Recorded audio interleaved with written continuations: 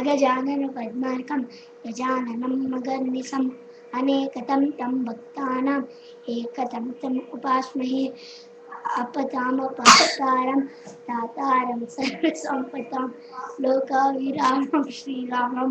भूयो भूयो नमाम्यहम् आतानामातिहन्तारं भीतानां भीतिनाशनं शदां कालदण्डं रामचन्द्रं नमाम्यहं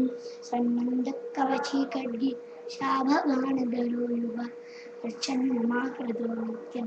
रामः पादसलक्ष्मणः नमः कोदण्डहस्ताय सन्धिकृतचराय च खण्डिताखिलदैत्याय रामाय पण्डिवारिणे रामाय रामभद्राय रामचन्द्राय वेदसे रघुनाथाय नाथाय सीताय पदे नमः